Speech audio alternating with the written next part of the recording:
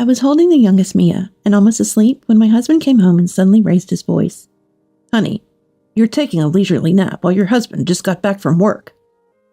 Emma, our middle child, froze in shock, and Amelia, our eldest, glared at Dad while huddling close to her sister. I'm sorry. As I tried to stand up, I felt dizzy and staggered. Sneering at me, Stephen pulled out an envelope. I think it's time for a wife as sloppy as you to leave this house. Sign this and get out quickly. The envelope he handed me, with a smug smile, contained divorce papers. I twisted my face in frustration. Please, at least let me take the kids with me. You think I trust you with the kids? I beg you, please. I clung to his feet, pleading. Then, pushing Emma towards me, he said, You can take her and the baby, but not Amelia. Stephen then grabbed Amelia from behind. No, let go of her. She's useful. I'll take good care of her. I tried to pull Amelia away, but Stephen pushed me back. Hey, Amelia, if you don't obey me, who knows what I'll do to your mom? He was using me to threaten Amelia. How could he? If you care about Amelia, you'll leave right away. With those words, he left the house. Holding my sobbing children, I started packing. I'm sorry, Amelia. I promise I'll come back for you. I hugged Amelia tightly, looking sad, and we spent our last night together. My name is Grace. I'm a typical housewife, living with my husband, mother-in-law Aria, and our 3 daughters, working part-time 3 or 4 days a week. I met Stephen at work, where I was a full-time employee when we got married. We dated and married smoothly, though we were in different departments. 3 months into our marriage, Stephen suggested, I want 3 kids. He often showed he liked children, so I thought we'd have kids someday. But balancing work and parenting worried me. I think so too, someday, but we just got married, and I'm handling a big project now. Expressing my concern only made it worse, seeing my gloom. Don't worry, they're my kids too. I won't let you raise them alone. Stephen promised. I was grateful to be married to such a kind man, eager to have his children. A year later, when Amelia was born, Stephen took care of her as promised. I tried not to burden him too much, but when Amelia was 3 months old, his business trips increased. It's unavoidable. I thought it was inevitable, but before I could say anything, he looked uneasy. I had nothing but gratitude for him, and I couldn't understand why my eyes were watering. Don't worry, I won't complain. Just help out as you can, I said, and Stephen smiled relievedly. Of course I'll do that. Jokingly bowing, I pretended to be bossy. Parenting is hard, but with laughter, we could persevere. I was grateful for these happy moments. I'll take care of Amelia today. Why don't you relax a bit? One day, Aria, who lived with us, suggested this, so I went out to dinner with colleagues. Stephen was away on a business trip. I thought of buying Aria some sweets as thanks and having coffee together tomorrow. At the pastry shop, I bought baked goods and headed to meet my colleague. Among the familiar streets, I saw Stephen, but he disappeared into the crowd. He said he was on a business trip. Maybe I was mistaken. I hurried to the meeting place without thinking much. After a lively catch-up with my colleague, I got home just before the date changed. Aria had already put Amelia to bed and was taking a break. Aria, I'm sorry for being late. I apologized, and she smiled back kindly. She didn't talk much, but she didn't seem angry or disappointed. I shrugged apologetically, and Aria, let me know anytime. I've never taken care of a girl, so it's fun for me, with a smile said. The next day, I gave Aria the thank you sweets, and while we were having coffee, she asked a question I had never heard before. What kind of person is Stephen to you, Grace? I was surprised that a mother would ask her daughter-in-law about her own son, but I honestly shared my feelings. He's kind and understands my feelings. We do fight occasionally, but he's sincere and always apologizes. Aria just nodded as I spoke and finally murmured, To me, he's an incredibly selfish and arrogant child, prone to emotional outbursts. I had never seen that side of him. Sensing my surprise, she said, Stephen changed after meeting you, Grace. He's even kinder to me now. She smiled brightly and holding my hand said, Thank you for changing, Stephen. I'm counting on you from here on out. Her hand was warm, yet it held a firm strength. When Amelia turned 1, I returned to work on a reduced schedule. I had thought Stephen would start helping with housework and childcare again, but that didn't happen. Amelia was an easy child, so I didn't feel burdened and didn't ask for help, but I relied more on Arya, which worried me. When I talked to my husband about it, Mom's always home, so she doesn't mind at all. He responded indifferently. This must be the arrogance Arya mentioned. It made strange sense to me. I couldn't rely on Arya forever, so I felt relieved when Amelia turned 2 and started daycare. Back to regular work, my days became hectic.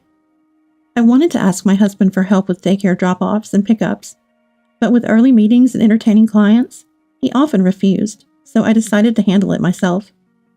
Whenever there was a sudden fever and I had to take leave, why is it always me? I started feeling mentally overwhelmed. I just needed someone to listen, even for a little bit. So one day, lying in bed, I talked to Stephen. Hey, But Stephen, without even looking at me, sighed and said, I have an early day tomorrow. Give me a break. What if Amelia wakes up? He brushed me off coldly. I was shocked. Every day, work, housework, childcare, with no help from anyone. Crying quietly so my husband wouldn't notice, tears streamed down my face. Soon, Stephen's snoring filled the room. The next day, noticing my lack of energy. Grace, I feel good today, so I'll pick up Amelia. I'll also make dinner, Arya said.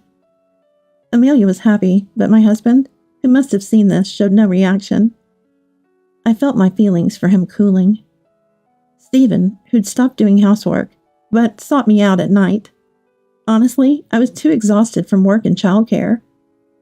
I once refused, and he got terribly upset, so I reluctantly agreed. When I found out I was pregnant with our second child, there was talk of my promotion. I knew Stephen wouldn't help with childcare or housework. It should be the children I choose. I knew that, but seeing Stephen carelessly lounging on the sofa, laughing at the TV, I felt hatred for the first time.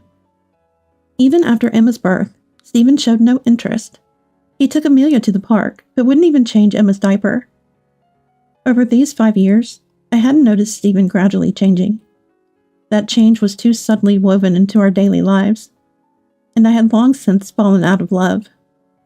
After Emma was born, Stephen stopped coming home even on weekends. Was his department that busy, or was it because he had somewhat succeeded? I had no way of knowing. Judging it impossible to work full-time, I had resigned. When I visited my workplace for the first time in a while for the resignation process, I saw a colleague had become a section chief. That was supposed to be my desk. Jealousy clung to me. We're still friends, but I felt disgusted with myself for having those feelings. I prided myself on being able to switch gears quickly. After finishing the procedures, as if shaking something off, I hurried back home to my beloved children. Concerned about relying solely on my husband's income, I discussed with Arya and decided to take a part-time cashier job at a nearby supermarket. I worked about 5 hours, 3 or 4 days a week. Around that time, I noticed a change in Stephen's behavior. As I was preparing dinner one day, he came home and suddenly shouted, I've come home tired from work, and this is the kind of sloppy meal I get. I was puzzled by my suddenly angry husband. Amelia was scared, and Emma started crying at the loudness of his voice. Enough, keep it down. Make her stop crying. What are you shouting about at this hour? Arya came to see what the commotion was about, her gentle tone slightly calming the situation. But Stephen snapped back with a disrespectful tone. Mom, keep out of this. I'm disciplining her because she can't do anything right. His words were like those of a completely different person. Arya, unable to say more, apologized to me with a sorry look and went back to her room. I checked the dinner on the table to see what the problem was. The only difference from usual was some store-bought side dishes. Is it about these supermarket side dishes? I got them for myself to eat. Don't make excuses. He yelled over me as I was speaking. His fierceness nearly made Amelia cry again. This was going nowhere. I decided to just endure it. After yelling his fill, "I'm going out to eat tonight. I'll go straight to work tomorrow," he spat out, and left the house like a storm passing. Who was that just now? My husband was supposed to be kinder, not someone who yells. In my daze, I remembered what Arya said that day. A selfish, arrogant, and emotional person. Perhaps waiting for the right moment, Arya came over and gently placed her hand on my shoulder. "I'm sorry." Her voice, faintly uttered, echoed emptily. All I could do was hug my 2 daughters. From that day, whenever my husband came home, he would complain about the housework and the children's growth. Yet, when in a good mood, he sought me out. I no longer had love for my husband, so it was just agony, but I couldn't resist thinking of the children's lives. Enduring and surviving this hell continued for 7 years. Then, I found out I was pregnant with a 3rd child. The baby in my womb was innocent. Emma was happy to have a younger sibling, but Amelia, already in her teens, must have had mixed feelings. They began helping more with housework, caring for my health, and our bond grew stronger. No matter how oppressed I was by my husband, as long as I had my children, I was happy. That alone gave my life meaning. Once the baby was born, I would leave this house. I was not going to sacrifice my life any further. I had confided in Amelia, and she seemed resolved too. Meanwhile, my health deteriorated. I was hospitalized for threatened preterm labor, but who would do the housework? I couldn't stop worrying. The girls, though more independent, were still only capable of helping to an extent. Arya, having hurt her back years ago, was getting weaker.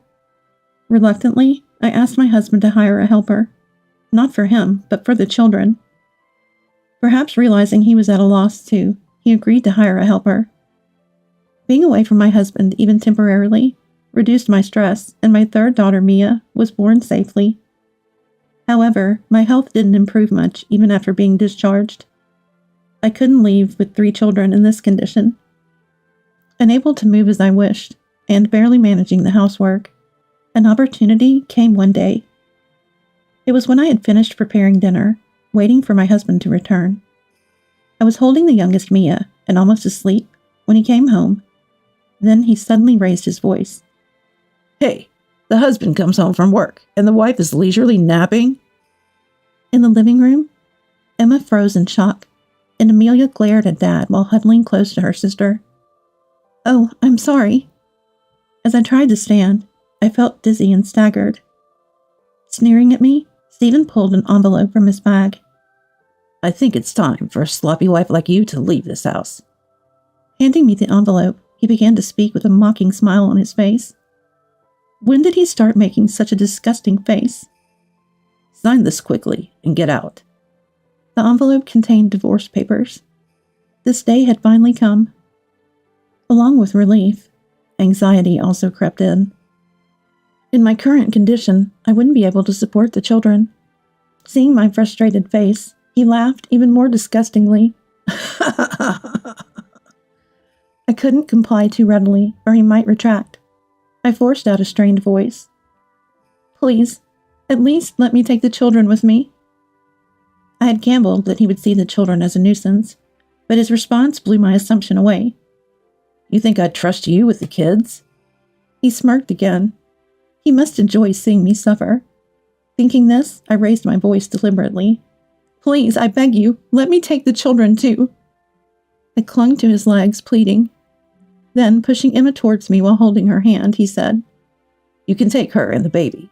They're not attached to me anyway." I held Emma's shoulder and looked at Amelia. "And Amelia?" "Amelia is not an option." Saying so, Stephen grabbed Amelia from behind. "No, let go of her." Amelia tried to escape, but she couldn't match a man's strength. "She's a useful kid. I'll take good care of her." I handed Mia to Emma and tried to pull Amelia away from Stephen, but my body was weak and wobbly. Still, I gathered all my strength and confronted Stephen. "You!" It seemed like he gave in to my persistence, but I was no match for his strength. "Persistent, aren't you? I'll pay child support for them, so be quiet. With those words, he pushed me away. Mom? Amelia tried to run to me, but Stephen caught her and uttered something terrifying. Hey, Amelia, if you don't obey me, I don't know what I might do to your mother. He was threatening Amelia using me. What a thing to do. If you care about Amelia, you'll leave right now. Leaving those words, he left the house. Hugging my crying children, I started packing. Mom? Amelia looked at me sadly. I'm sorry, Amelia. I promise. I will definitely come back for you. I hugged Amelia tightly and spent our last night together. The next morning, Arya, having heard everything, haven't much, but handed me an envelope. It was fairly thick, and realizing what it was, I was filled with gratitude. Arya, please take care of Amelia. Nodding silently, Arya lowered her head, and I left with Emma and Mia. After walking a while, I heard a voice calling from behind. Mom? I turned around. Amelia had run outside barefoot. I ran to her and repeated the promise. I will definitely come back for you. Amelia didn't say anything more. I took my 2 daughters and returned to my parents' house, telling them everything. They didn't blame me for coming back. Instead, they were grateful I had managed so far. My parents doted on my daughters, and Emma quickly adapted to the new environment. I left Mia with them and started looking for a job. I had to get Amelia back from that man as soon as possible. My parents understood my determination.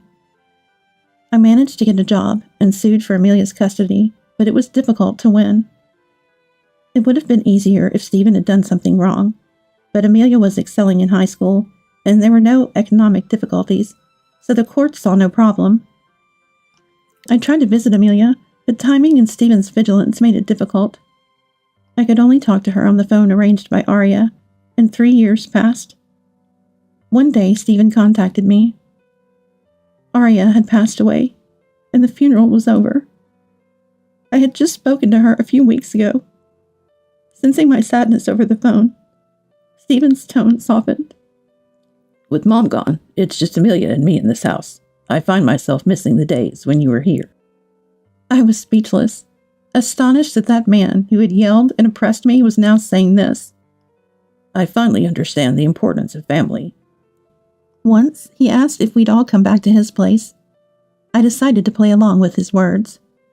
Sure, I'd like to pay my respects to Arya and see Amelia too. Stephen seemed pleased on the other end of the phone, unaware of mine and Amelia's plan. When I reunited with Amelia, she was 18 years old.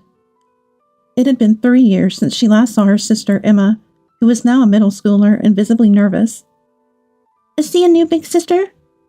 Mia didn't even remember Amelia's existence.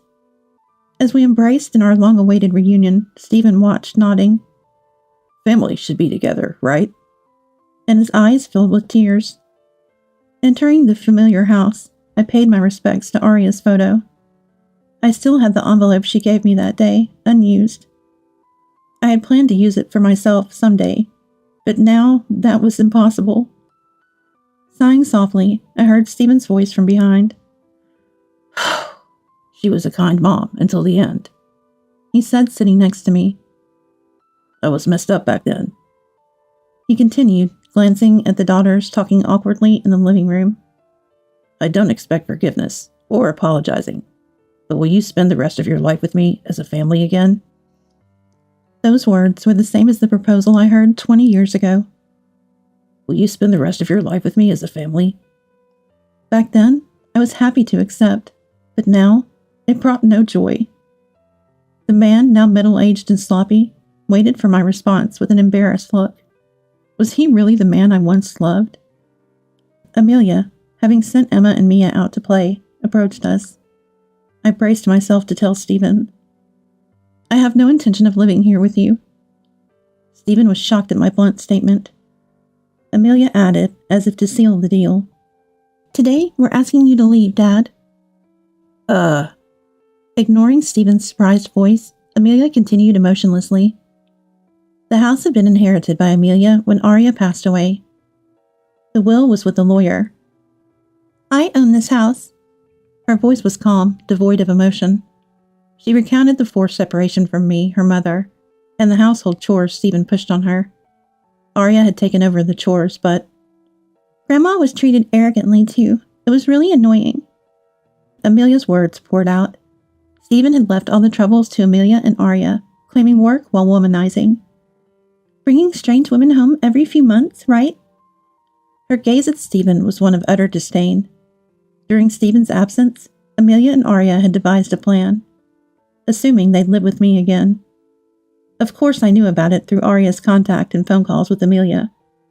After venting her frustrations, Amelia exhaled deeply. So please pack your things and leave immediately. Stephen was frozen, not moving. He had never expected his daughter to say such things. The unprocessed negative emotions were directed at me. Did you know about this? He glared at me. But I was no longer the person I was back then. Yes, I knew. I knew about your affairs even before our divorce. Stephen's face visibly paled. I had a chance to talk to a colleague when I resigned, who informed me that Stephen was lying about work and business trips to fool around with women. Being at the same workplace, my colleague had doubts about my comments on Stephen's busy work life and shared the truth. Since then, I occasionally received photos of Stephen's infidelity from her. Friends are important. That colleague was now Stephen's superior. Do you know where Mom works now? Stephen was already despondent, unable to even look at us. Friends are important. I was working in a law firm, thanks to that colleague's introduction. Now, never show your face to us again. A few days later, Stephen's belongings were cleared out of the house, and I returned with Emma and Mia. Is this my new home from today? Mia's innocent smile was bright. After that, Stephen lived alone in an apartment. My friend, who is also his female boss, exposed his infidelities with some women, even taking him to court. She told me, laughing, I thought something was fishy when you got married. She was the person I dined with when Arya gave me some time off. Since the time I mentioned possibly seeing Stephen in a crowd, she had been keeping tabs on him. She was anxious about when to claim the divorce court security deposit. I'm truly grateful. Although it's been a while since I've seen her, she's always the same. She watches Mia playing in the cafe's kids' space with a gentle gaze. You rejected a promotion to protect those kids, didn't you? Emma and Amelia approach Mia, who is playing. Make sure you don't let go of your happiness this time. She left the cafe with those words. Amelia is now a college student. She's studying in the law department, possibly aiming to become a lawyer. Even though I work and Stephen's security deposit for the divorce court will be paid, our family still has expenses. As if to fill the gap of the past years, I prepared sandwiches for Amelia. It's embarrassing to have Mom's sandwiches even as a college student, she says, but eats them properly every day. Emma started at a new middle school, but was happy to reunite with her elementary school friends. Mia, now 6, has started imitating Amelia and Emma's way of talking, becoming a bit cheeky. All 3 are growing up bright and lively. The ones I needed to protect will eventually leave my side, but I'm sure my happiness lies ahead too. I hope their smiles are always there as well. With that prayer, I pay my respects to Arya and head to work.